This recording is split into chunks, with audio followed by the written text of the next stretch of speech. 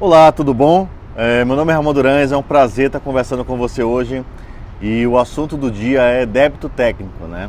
Será que você já parou para pensar o quanto de dívida técnica é acumulada no seu projeto ao longo do ciclo de desenvolvimento? Então essa é uma dúvida comum nos projetos de desenvolvimento de software. Lembra de assinar o canal, tá? Eu estou sempre publicando informações atualizadas. Participa no comentário, gostou ou interage. Vamos discutir sobre projetos de software, evolução, estratégias e assuntos em geral voltados para projetos de software. O meu e-mail é o ramondurães@2pc.com.br. Então, uma das principais discussões nos projetos é justamente essa questão da dívida técnica, né? Imagina hoje, fazendo um pequeno comparativo, que se você deixar hoje um débito no cartão de crédito, esse débito vai chegar para você em quanto? Será? Quanto você chuta que está hoje? 1000%? Né? Então, quando você pensa no software, fazendo um rápido comparativo, o custo desse débito técnico é capaz de chegar, sei lá, a 10.000%, né? E aí chega no modelo onde o tamanho dessa dívida ela se torna impagável.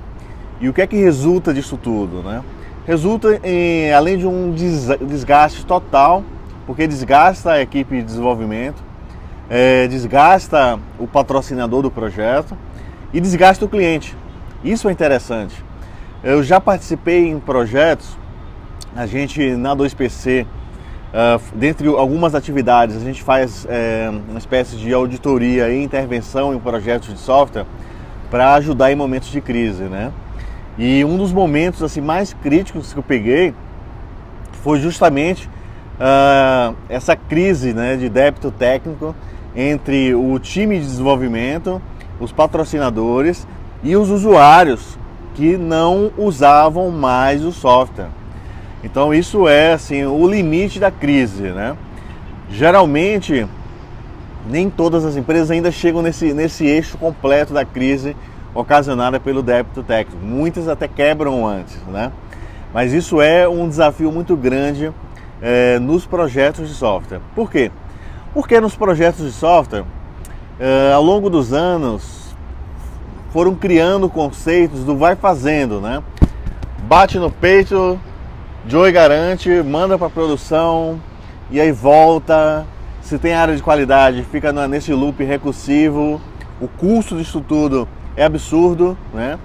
Cronograma não é entregue, mas onde é que está tudo? Onde é o eixo, né? Que faz tudo isso funcionar? É o software. Então, se você produz um software ruim e promove esse software ruim na expectativa que um dia você vai resolver, não vai resolver. Isso não é desenvolvimento ágil, isso não é gestão ágil, tá? Isso é suicídio, isso é loucura. E eu vejo isso muito nos projetos de software. Você já viu algum cenário desse? De fazer uma coisa ruim e colocar lá para o cliente testar? Isso é inadmissível, né? Só que essa dívida técnica, né, de um software mal implementado, isso até funcionou. Muita gente empurrou software assim durante muitos anos, né? Talvez convivemos durante muito tempo com uma realidade onde os clientes não questionavam, onde os clientes não tinham o devido conhecimento técnico, né? Só que hoje a gente está numa era do consumidor 5.0, onde o cliente ele testa até mais aplicativos que você.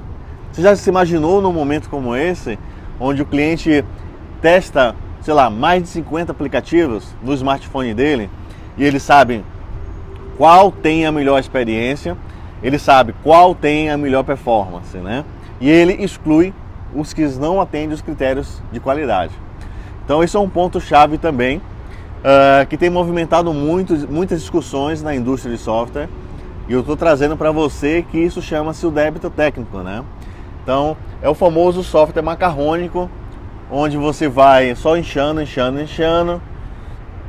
cria esse loop recursivo que não sai nunca, né? O ciclo infinito do retrabalho, e às vezes fica se questionando o porquê. Aí depois que faz a besteira, vai dizer que no negócio é assim, né? Não, nossa empresa é assim, nossa empresa obedece uma dinâmica diferente. a gente tem que sofrer mesmo, porque é a dinâmica do nosso negócio, né? E eu discordo plenamente. O erro está na sua estratégia de software, né? E isso é um trabalho de mudança de cultura muito grande que tem que ser feito na equipe de desenvolvimento também, tá? É muito fácil jogar a culpa só na gestão, que a gestão quer jogar em produção, que não teve um planejamento, que não teve um entendimento. Mas não adianta ter a melhor gestão possível, e eu dou risada quando eu vejo isso, inclusive, e a equipe está lá fazendo código de qualquer jeito, tá? Então, se a gente não tiver o equilíbrio de todas as pontas, você não vai ter o resultado efetivo e o débito técnico vai ser crescente, né? Como é que a gente começa a atacar o débito técnico, né? Essa é uma pergunta também fundamental. Opa, essa é a pergunta que vale mais de R$1 milhão, tá? Vale muito mais, porque se desperdiça muito dinheiro com software. Então você tem que começar a fazer coisas simples como orientação a objeto. Ramon, mas eu uso orientação a objeto, né? Será? Será que você está fazendo realmente reuso? Será que você está aplicando uma prática simples de DDD para separar a responsabilidade do seu código, né? Não injetar uma bola gigante e sim decompor isso, essa inteligência de negócio? Será que você está criando uma arquitetura que permite criar teste? Isso é fundamental também, porque quando você trabalha o software certo na origem, acontece uma coisa bem interessante. Olha como é simples. Você tem mais qualidade, você consegue testar o seu software, né? E você consegue simplificar o custo da manutenção, né? Então tudo isso contribui para zerar a sua dívida técnica. É muito simples, né? Então, existem inclusive estudos que comprovam que quanto mais cedo você investir em qualidade, mais barato é a operação do seu software. Se você incentivar a dívida técnica, eventualmente você vai ser atropelado por não ter condição de pagar aquela dívida técnica, tá? Muita gente criou esse mecanismo ou usou de forma errônea, né? E eu não chamo nem de inocente, tá? Porque a culpa existe, mas talvez não mediu o tamanho dessa culpa. E isso provocou um desastre no universo de software que a gente vive no Brasil, porque são empresas e empresas de todos os tamanhos desperdiçando muito dinheiro, tentando manter software que não tem mais jeito, porque foi construído de qualquer jeito, né? Então essa é uma discussão muito importante. Tem que ser um trabalho constante, a gestão do débito técnico, porque é uma dívida que cresce absurdamente e ela se torna facilmente impagável, né? Software tem algumas características, uma delas é essa dinâmica, né? O software tem que ir se adaptando e você tem que estar preparado para isso. Se a sua arquitetura não suporta isso, o que é que você vai fazer? Fala para mim. Vai dar Ctrl+C, Ctrl+V, vai começar a duplicar, vai começar a fazer um monte de coisa. E o que é que isso vai resultar? Em um problema que você ia resolver, você está devolvendo 10. Já viu isso em algum lugar? Fala para mim, honestamente, você já viu isso em algum lugar? Então você tem que começar a entender de onde é que as coisas surgem, né? Não surge do nada. Então toda essa operação, toda essa ingestão, ela gera diretamente no custo do débito técnico, tá? Então essa dívida é uma dívida de problemas no seu software que vai se acumulando. Só que na área de arquitetura de software, um projeto desse que vai se acumulando, ele gera uma operação que não se sustenta. E esse é uma das principais discussões que eu tenho nos projetos de software, tá? É o custo envolvido, ocasionado por esse débito técnico. Então, se você está trabalhando com o Visual Studio, por exemplo, você tem ferramentas legais, além das práticas, né? É muito importante você entender que você precisa das práticas. Você precisa olhar para um DDD no sangue. Então, olhar para o Domain Drive Design no sangue. Por quê? Porque você precisa entender como componentizar o seu software. Então, as pessoas não sabem componentizar, não sabem separar a responsabilidade daquela regra de negócio. E isso vai influenciar diretamente o seu índice de reuso. proporcionalmente você vai apoiar por práticas de arquitetura, né, para decompor isso corretamente, já no modo operacional, permitir com que isso seja testado, isso é fundamental. Eu vejo muita gente até se empolgando para fazer teste unitário para testar Frankenstein, não funciona. Eu só lamento lhe dizer isso. Se você vai criar um teste para testar um bloco de código que não foi preparado para isso, você vai ter um monte de dependências naquele bloco de código que o seu teste não vai funcionar. É uma grande ilusão, tá? É melhor até você não fazer, porque você está se iludindo. O teste unitário, né? É bom a gente trabalhar com o conceito. E isso faz parte do projeto zero do seu projeto. Mas voltando para o assunto do débito técnico, é incrível quantos clientes eu visito e os clientes estão duplicando código-fonte. Duplicar código-fonte para mim é um crime no projeto. É um crime. Isso não é reuso, cara. Isso você tá usando uma estratégia de desenvolvimento como se fosse um Word, né? Copiar e colar. Então você só está aumentando o tamanho da sua dívida técnica. Isso é um erro, para mim, gravíssimo, né? Aí você tem que estudar padrões de projetos para organizar, usar implementações que aceleram a decomposição do seu código, para que você tenha o quê? Cada vez mais reuso. Então, quando você tem o seu reuso, você vai ter uma melhor gestão para controlar o seu débito técnico, porque a manutenção vai ser mais simplificada, né? Em vez de trabalhar com um número universo gigantesco de linhas, você vai trabalhar com um bloco bem específico, e isso é muito importante, porque reduz a tua redução do risco, reduz o custo, né, da operação, e consequentemente, se tudo isso fica mais barato, é mais barato combater a dívida técnica, né? Eu gosto muito da ferramenta de Code Clone do Visual Studio para analisar código-fonte duplicado. É incrível as coisas que ele acha, né? Eu gosto também de usar a ferramenta de Code Metrics para analisar as métricas de complexidade que você está implementando, porque é engraçado também, o débito técnico ele surge das mais variações de codificação que você faz, né? Então existem indicadores hoje de mercado para te ajudar a analisar isso, né? Indicadores complementares, é óbvio, né? O teste unitário e a cobertura de código, porque isso te aumenta o teu fluxo de gestão. Quando você trabalha com um processo de DevOps, isso é fundamental, você consegue atachar no processo mais ferramentas de análise. E uma delas é o próprio Sonar, que é uma ferramenta open source. Você está usando a plataforma do VSTS, que é o Visual Studio no modelo de serviço para todos os seus projetos de software. Você consegue plugar o Sonar e analisar todos os seus projetos, seja .NET, seja Java e outras plataformas, usando plugins do Sonar. E aí, através do Sonar, você vai começar a calcular efetivamente o montante da sua dívida técnica. E é fundamental você ter essa visão, para que você não deixe isso propagar, né, ao longo das gerações. Cada build para você é uma geração, né? A gente brinca, eu vejo o pessoal comentar que um ano do gato, sei lá, é quantos anos da gente, né, dos humanos. Imagina que uma build é anos, né?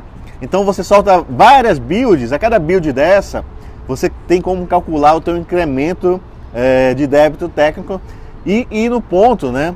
Pela complexidade, por erros de implementação, para buscar atacar esse problema. O conceito ele é simples, quanto mais cedo você ataca a dívida técnica, mais barato você paga.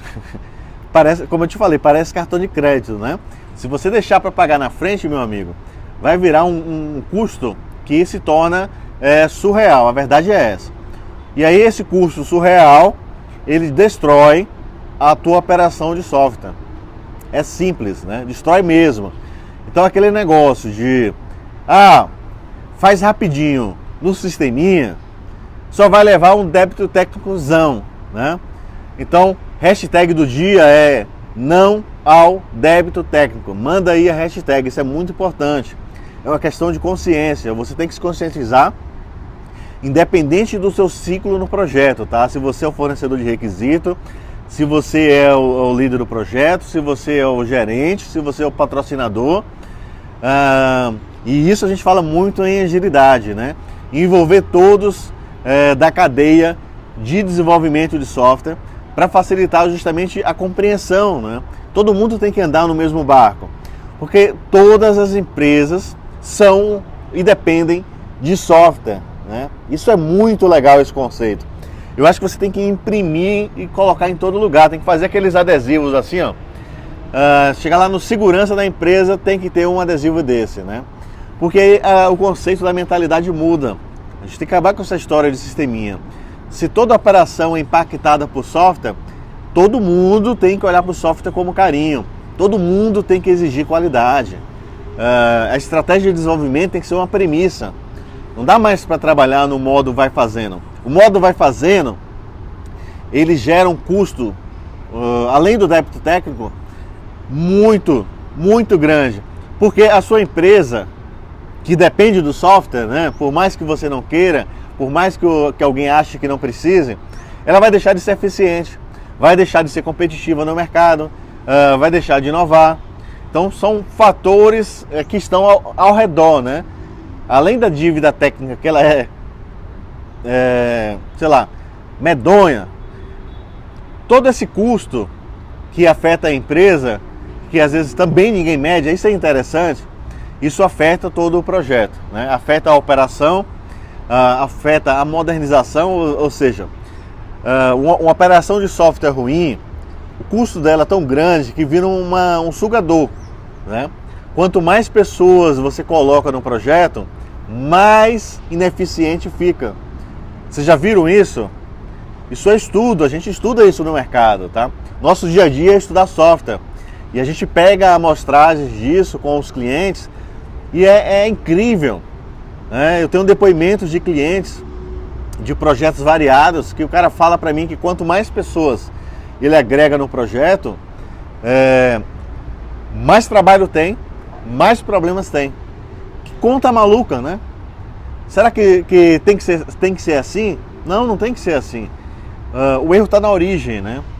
É como se você fizesse um carro com um motor defeituoso e não adianta você botar gasolina aditivada, botar o que você quiser. Vai tudo descer pelo ralo, né? Então, como se o seu carro hoje consumisse 10 litros de gasolina a cada meio quilômetro. Você toparia dirigir o seu carro assim? Certamente não, né? Porque nem rico rasga dinheiro. Anota isso. E por que as pessoas rasgam dinheiro com software? Eu não consigo entender.